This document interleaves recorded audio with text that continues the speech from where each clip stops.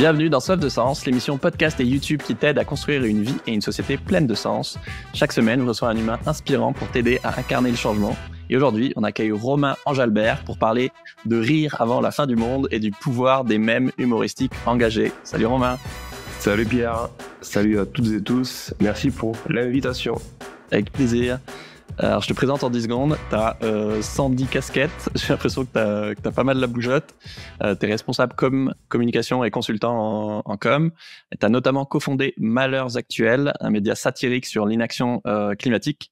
Mais en vrai, je pense que je ferai peut-être un deuxième épisode plus tard, 100% sur Malheurs Actuels, parce que tu publies aussi énormément de mèmes engagés, notamment sur LinkedIn, qui me font mourir de rire.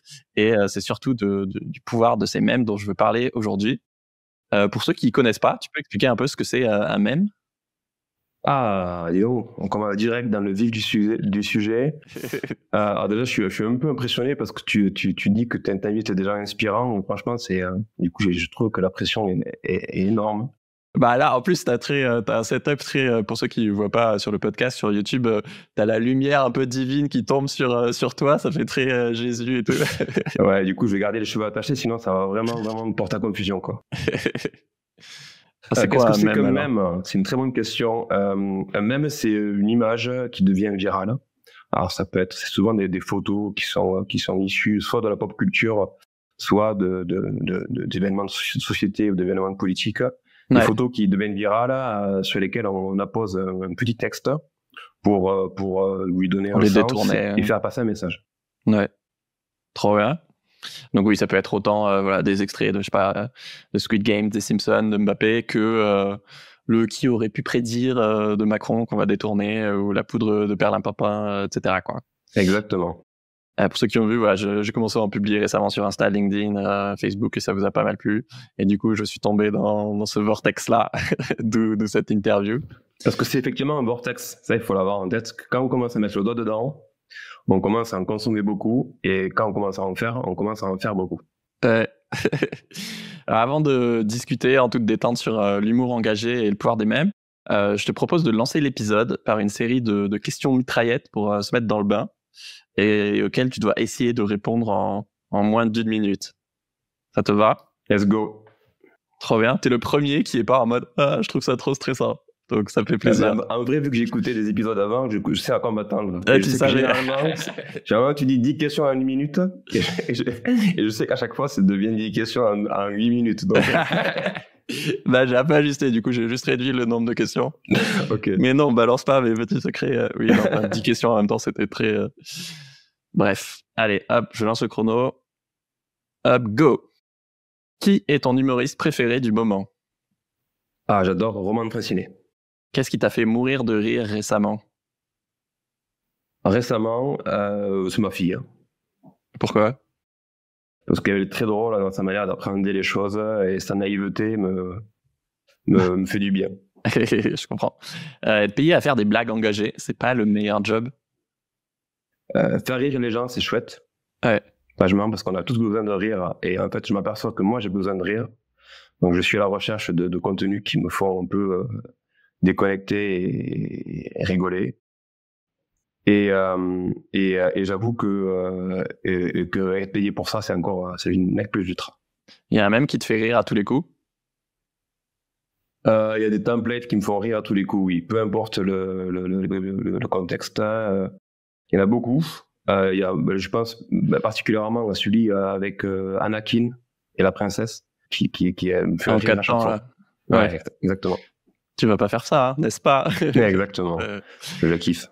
Et pour finir, tu sais qu'on a failli bosser ensemble chez KPMG à la Belge ? Ça aurait été incroyable. Ça aurait été incroyable. J'ai halluciné en préparant cette interview quand j'ai vu que tu as fait l'école de commerce de Toulouse. J'ai grandi à Toulouse. Et tu as bossé 3 ans chez KPMG. Et j'ai aussi bossé là-bas. Bon, moi, j'ai tenu que 6 mois en stage. C'est pas une année, du coup, parce que je suis curieux. Et je suis arrivé 1 an après toi. Ah, c'est incroyable. Je me souviens du 31 décembre où ma boss était là, non, tu vas pas faire la fête, tu vas aller faire un inventaire d'un leader price à 22h. Classique. J'étais là à compter combien de barquettes de poulet ils avaient en rayon pour clôturer leur compte. Là. Mais c'est fou cette histoire. Tu sais que mon épouse, j'ai rencontré chez KPMG, que tu as peut-être travaillé avec elle. Elle s'appelle comment ? Elle s'appelle Laura Celoto. Ah bah oui. Trop drôle. Ok. Mais il y a beaucoup de turnover dans l'audit comptable et je me souviens très bien qu'on m'avait parlé d'un mec qui s'était barré pour se lancer dans le rap et c'était toi. Incroyable histoire, c'est vrai. Et donc mon cerveau il a explosé quand j'ai préparé l'interview. Trop drôle. Non mais c'est assez drôle parce qu'effectivement le monde est petit et tu te dis du coup effectivement que on me connaissait chez KPMG pour le mec qui avait quitté la boîte pour aller faire du rap. Et justement, dans mon taf, là, tous les semestres, on organise des journées d'accueil, d'intégration avec les nouveaux. Et on fait un icebreaker. En gros, on doit dire trois affirmations.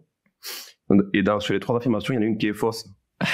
Et à chaque fois, quand je dis dans mes affirmations, j'ai quitté Big Four pour faire du rap, les gens ne me croient pas, en fait, alors que c'est vrai. Quoi. Tu vois, donc c'est assez drôle. Comme quoi, KPMG, c'est vraiment un repère de gauchos écolos qui font des blagues. Alors, on pourra reparler de ça. Tu te lances donc dans le rap et avec ton groupe MP 1.2, ça marche plutôt bien. Vous avez même fait les premières parties des Ogres de Barbac et de Joystar, donc ça rigole pas. Et comme tu as la bougeotte, j'ai l'impression que tu vis 1001 aventures dans le milieu de la culture, mais tu dis que ça reste précaire. Et donc, tu te reconvertis dans la communication où tu finis, je simplifie évidemment, mais par te spécialiser dans les mèmes. Comment tu es devenu mémeur, on va dire, créateur de mèmes? Ah, c'est une super question. Ben, j'ai envie de dire, c'est un peu un parcours. Enfin, je crois un peu au destin, en fait. Et je crois que je devais en arriver là. Mais en fait, si j'en suis arrivé là, c'est avant tout parce que j'ai essayé des choses. J'ai fait des choses. J'ai avancé mes pions au fur et à mesure, sans jamais avoir de stratégie. En fait, j'ai fait des choses. Et en fait, j'en suis arrivé là. Et en fait, j'ai beaucoup eu, le long de mon parcours pro, toujours eu des activités annexes, des projets parallèles. Première raison, c'est que ça me permet de travailler sur des compétences que je ne travaillais pas forcément dans mon job. Et aussi parce que ça me permet de faire des trucs qui me plaisent. Alors, tu vois, j'ai parfois en recherche de sens dans notre travail. Et il faut aussi parfois se dire que parfois un job, c'est avant tout alimentaire. Et que parfois le sens, il faut le chercher ailleurs. Et en tout cas, moi, c'est ce que je fais.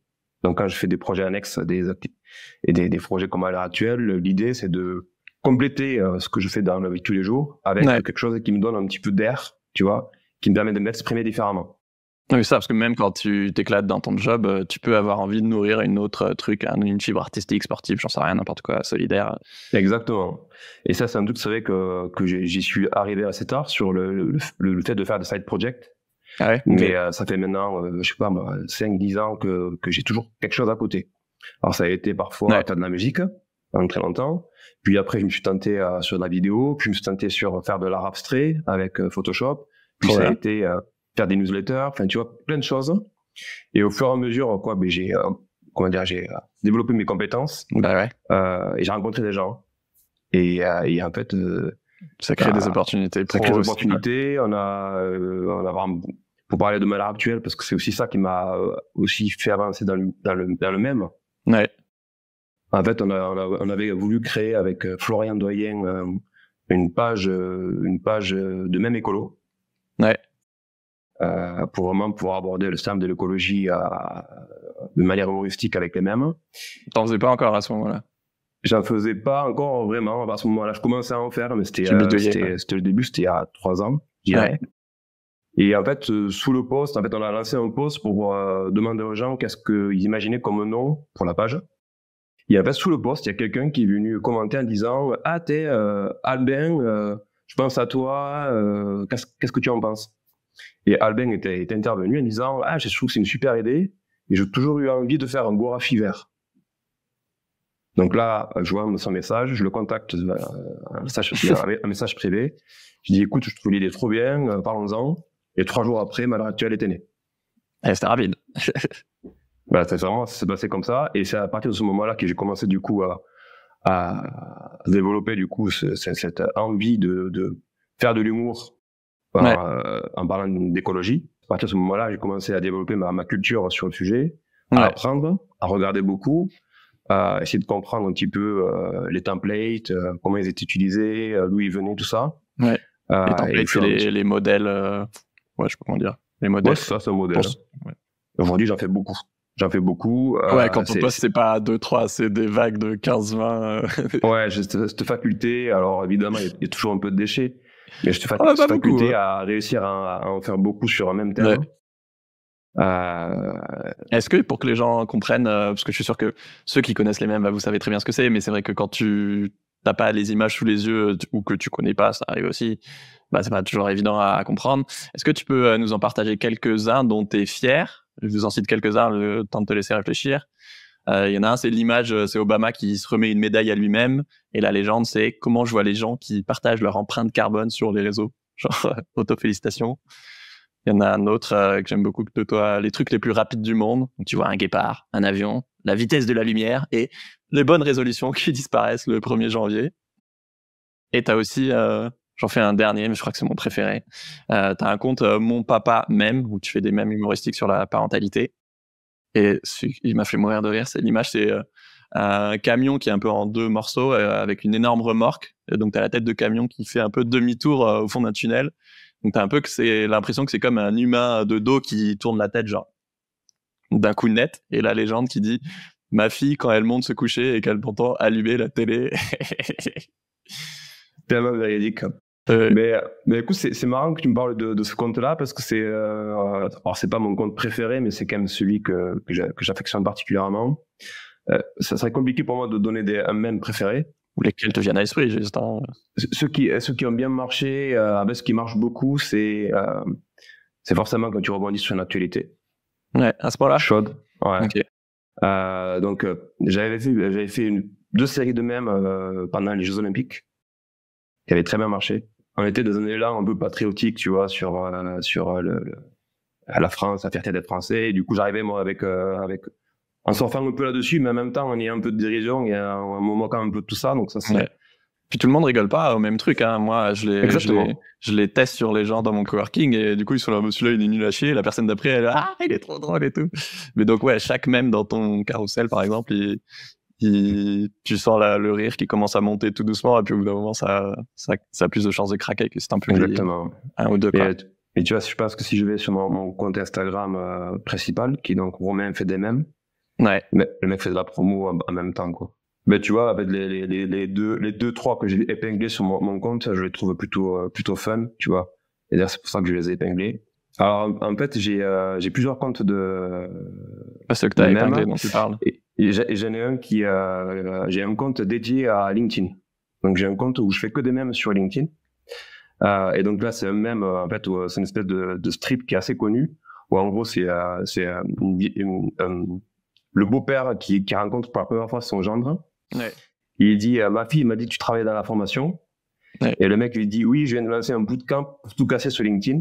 Et le mec répond tu as exactement 10 secondes pour foutre le camp de chez moi. Tu vois, c'est comme ça que j'essaie toujours de tordre pour essayer de le ramener à LinkedIn. Et après, il y en a un autre qui est un template assez connu de The Office. Donc, t'as Michael Scott qui est prêt à sauter d'un immeuble pour se suicider. Ouais. Et il dit I'm going to jump. Et donc là, en fait, j'ai mis la légende que c'est le gouvernement Barnier qui est prêt à sauter en mode 49.3. Et donc, t'as les Français en bas qui disent vas-y, go, tu peux sauter.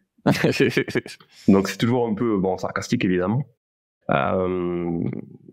Et bon, effectivement, dans ce que je publie, il y a de tout. Il y a de la politique, mais pas que.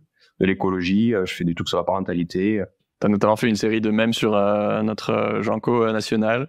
Ouais. Et saviez-vous que pour jouer son rôle du Joker dépressif et fou, Joaquin Phoenix a dû lire tous les posts de Jancovici pendant 1 an. C'était pas rire. Ouais, cette série-là a vraiment bien marché d'ailleurs. Bon, encore plus sur LinkedIn, c'est un peu. Et Janko est même venu commenter le post. Mais oui! Ce qui a donné beaucoup de visibilité à la publication. Et j'appréhendais un petit peu sa réaction. Et en fait, il a été dithyrambique. Il a dit qu'il avait trouvé ça très marrant, donc c'est cool. Ah ouais, non, franchement, non, je pense qu'il a de l'humour. Puis c'était.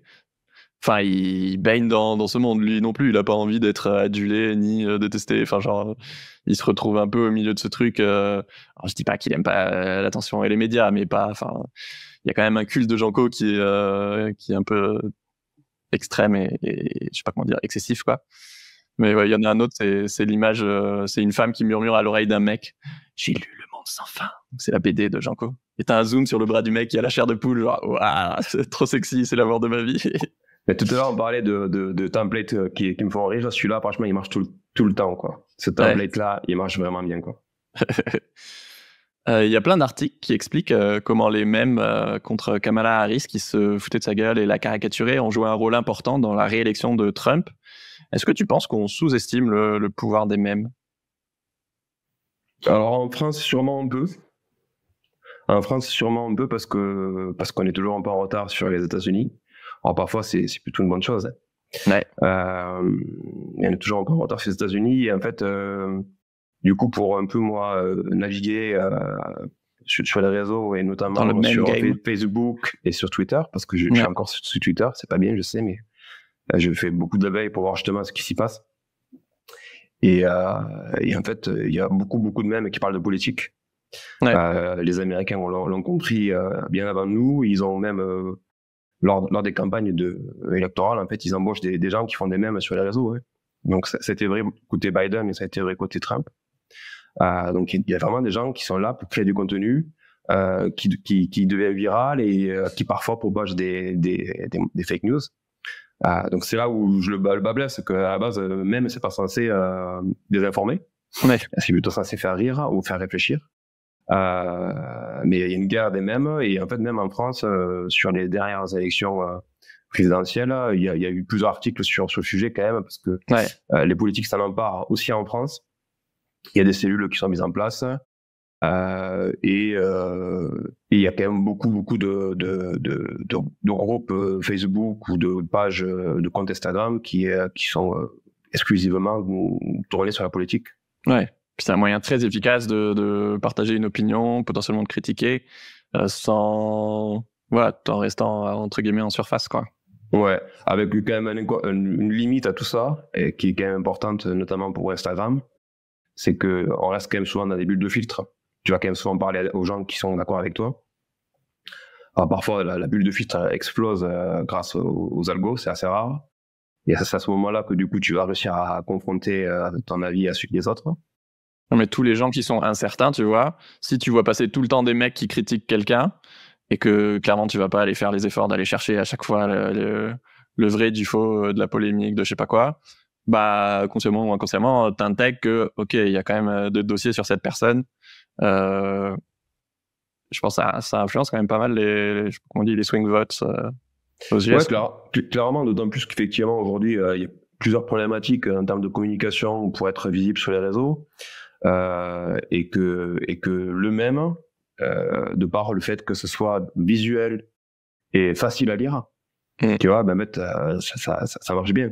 Ça marche bien pour le meilleur ou pour le pire.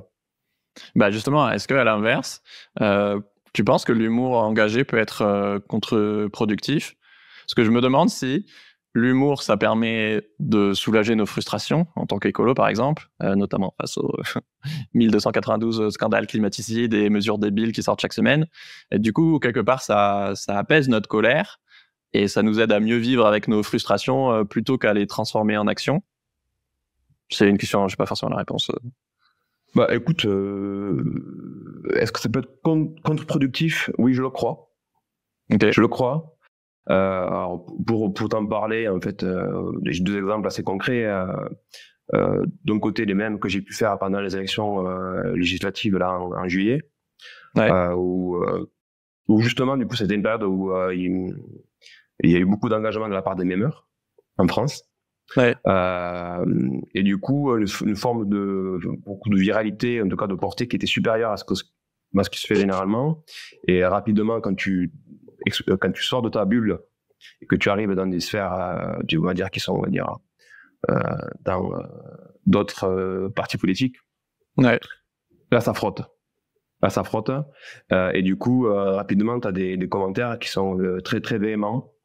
Et en fait, l'autre exemple, du coup, c'est Marla Actuelle, où pareil, dès qu'on fait une publication sur Facebook qui sort de la bulle, on arrive on arrive à parler à des gens qui sont pas forcément sensibilisés à l'écologie et qui sont pas sensibilisés à notre humour.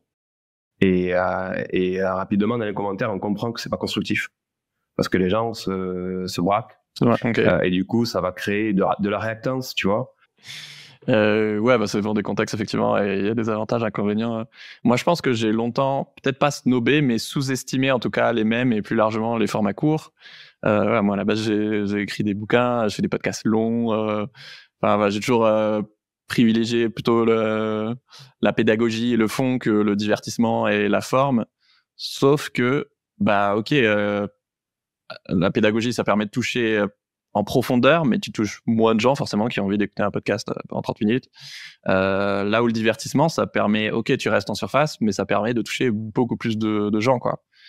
Et donc, je suis un peu en train de remettre ça en question aussi, où je me dis, bah, en fait, l'humour et le divertissement, c'est pas parce que c'est plus superficiel que ça a moins d'impact, en fait. Que je commence à changer d'avis parce que aussi, tu touches aux émotions, t'es moins dans le rationnel et en fait, c'est super fort pour, bah, c'est un autre canal pour véhiculer du changement, aussi pour parler à des gens non convaincus. Et puis, juste, c'est ça que les gens y consomment aujourd'hui, quoi. Mais je suis très d'accord avec toi. En fait, j'avais un peu le même combat pendant très longtemps où je détestais l'idée qu'on veuille absolument faire du snack content. Ouais. Donc, on veuille raccourcir les contenus parce que je trouve que ça, du coup, ça raccourcit la pensée. Ouais. Ça raccourcit celui qui est produit, ça le force à synthétiser une pensée qui peut être complexe. Et du coup, ben, après, ce que tu donnes aux gens, en fait, c'est plus simple. Enfin, moi, ça me fait chier de faire en sorte que tes posts doivent faire 3 lignes parce que les gens ne veulent pas lire. Ça me fait chier, tu vois. Mais en même temps, effectivement, il faut aussi faire avec ce qu'on a. Et moi, ben, je trouve que la bonne formule, c'est, en tout cas celle que moi je propose, c'est d'accrocher l'attention avec un mème, Ouais. et de venir compléter avec une publication qui sera plus longue, où tu vas venir contextualiser ton mème, ou lui donner un petit peu de fond, tu vois. Pour moi, c'est ça la bonne formule, tu vois. Il faut faire les deux. Alors, le grand écart. Les deux. Et si tu réussis à faire passer ton message avec le mème, c'est génial. Mais si en plus, du coup, tu as plein de choses à dire et que tu réussis à compléter tout ça avec du texte long, parce que franchement, souvent quand je fais un post, il est très long. Bah, c'est surprenant parce que du coup, on voit tes mèmes et tu dis, ah, c'est rigolo et tout. Puis après, tu vois le pavé qui explique et tout, super intelligent et raisonné et tout. T'es là, waouh, en fait, il y a une vraie réflexion derrière et c'est hyper intéressant, quoi. Donc, ouais, il y a cette espèce de voilà, il y a un combat à mener quand même sur voilà, le fait qu'il faut quand même donner à manger aux gens et sinon on va les habituer à leur donner juste des images et au bout d'un moment on va plus réfléchir, quoi. Ah ouais, c'est clair. Et en même temps, on n'est pas non plus déserter bah, ce monde effectivement, du contenu facile et notamment des mèmes parce que bah, il s'y joue quand même beaucoup de choses et ça peut être effectivement un tremplin vers des réflexions plus profondes, quoi. Ouais, tout à fait. Est-ce que tu aurais des anecdotes à nous raconter sur l'impact que ton travail et tes mèmes ont pu avoir? Ce qui est toujours drôle, mais ça, je pense qu'il y a plein de gens vont avoir le même témoignage. Ce qui est toujours drôle, c'est que quand je publie des mèmes, en tout cas dans mon entourage proche, les gens ont tendance à pas forcément y réagir, quoi. Et c'est quand ils vont me croiser qu'ils vont me dire, ah, c'était génial, c'était très marrant, tu vois. Ce truc-là, c'est toujours drôle, en fait, de voir avec la majorité silencieuse. La majorité silencieuse. Donc, du coup, moi, je le vois beaucoup au boulot, tu vois, où les gens vont pas réagir parce qu'ils veulent pas s'afficher comme étant, tu vois, avoir liké le mème de Romain. Mais c'est toujours drôle. En plus, sur LinkedIn, oui. Et c'est toujours drôle après d'avoir leur vrai ressenti en vrai quand on les croise. Ouais, c'est quoi les principaux retours des gens en ligne ou dans la vraie vie? Ben, je pense que les gens apprécient l'engagement, comme tu dis, l'autodérision. C'est surtout un truc qui revient quand même beaucoup, c'est l'autodérision. Ouais. Je pense qu'on en a besoin, qu'on en manque souvent cruellement d'ailleurs. Ouais, dénoncer le bullshit ou parfois notre propre bullshit, nos contradictions. Exactement, ouais. Nos dissonances, tout ça, c'est quand même intéressant de réussir à mettre le doigt dessus. Non, en fait, ce que les gens aiment bien quand même dans ce que je fais, c'est que c'est souvent, il y a un côté poil à gratter, quoi. Poil à gratter, tu vois, politiquement incorrect, qui manque aussi. Et j'ai l'impression qu'on en a besoin. Ouais. On en a besoin quand même un petit peu, et que les gens, du coup, beaucoup de gens n'osent pas, et du coup, le fait que moi j'ose le faire, ben, ouais, ils apprécient quand même la démarche. Bah, parce que souvent, c'est des trucs où tu te rends compte que, enfin, ça met en mots des trucs que tu pensais, mais que tu n'avais pas conscientisé, quoi. Ouais, c'est un truc que j'adore faire. Tu vois, c'est par exemple typiquement avec le compte Mon Papa Mème. Ouais. J'adore, en fait, j'adore quand quelqu'un va publier quelque chose peu importe le type de contenu, un podcast, un texte, un mème, je me reconnais dedans. Tu vois, il parle de lui, je me reconnais dedans, j'adore ça, quoi. Tu vois. Et c'est ça que j'essaie en fait, toujours c'est pas ça que je cherche, tu vois, mais j'adore quand on me dit, en fait, je me suis reconnu. Donc, typiquement, tu vois, l'exemple que tu as pris sur le mème, en fait, tous les darons ont connu ça, quoi, tu vois. Donc, et pourtant, j'ai même pas télé et elle marchait pas encore à l'époque, tu vois, donc, j'aime beaucoup ce truc-là, tu vois, et j'aime bien créer cette proximité, tu vois, je kiffe ça, quoi. Ouais. Et pour finir, pourquoi toi, ça te tient à cœur de faire tout ça? Oula, c'est une question qui coûte cher. Ah bah. Alors tout ça, qu'est-ce que tu entends par tout ça déjà? Je vais essayer de poser la question en même temps. On va dire les mêmes. Premier truc, c'est que ça me pousse à réfléchir. Ouais. Tu vois. Alors c'est un peu triste, enfin pas triste, mais mon épouse est toujours en train de craquer parce que je suis toujours en train de réfléchir à des mèmes, tu vois. Donc, tout le temps, quand tu vois, sur tous les sujets, la société, l'écologie, le quotidien, je suis toujours en train de réfléchir à un template qui pourrait coller avec la situation que j'ai. Après, créer du contenu de manière générale, sans parler des mêmes, créer du contenu, me pousser à le faire, ça me pousse à structurer ma pensée. Tu vois. Et ça, j'adore ça en fait, parce que je m'aperçois que si j'avais pas ce truc-là de publier sur les réseaux sociaux, alors c'est débile parce que les gens vont me dire tu peux très bien écrire ou créer sans publier, c'est vrai. Ouais, mais chacun son médium, peu importe. Mais du coup, ça me pousse à trouver des idées de contenu. Tu vois, typiquement, là, avant-hier, j'ai passé 1 heure de mon temps à éplucher le budget de l'État, tu vois, pour 2025, tu vois. J'ai pris le soir à 23h. Il n'y a pas beaucoup de mémeurs qui font ça, à mon avis. Et en fait, je l'ai fait pour comprendre. En fait, j'ai appris plein de choses, tu vois. Et après, du coup, je me suis dit, vu que j'ai appris des choses et que je passe un peu de temps, je vais partager ce que j'ai appris, tu vois. Ouais. Et c'est un truc aussi qui est important, tu vois, en parlant, c'est que j'aime beaucoup partager. J'aime beaucoup partager, tu vois, mes apprentissages, un podcast que j'ai entendu, de la musique. J'aime beaucoup partager, tu vois, ce que je kiffe. Pourquoi ? Parce que grâce à ça, tu crées du lien avec les gens, tu vois. Ouais, ça donne de la force, tu vois. J'adore ce truc-là de se dire, ok, je vais partager mon coup de cœur pour un groupe de musique. Il y a des gens qui vont avoir le même coup de cœur. Je me dis, ces gens-là, en fait, on pourrait se croiser en vrai et ça pourrait le faire. Je kiffe cette idée-là.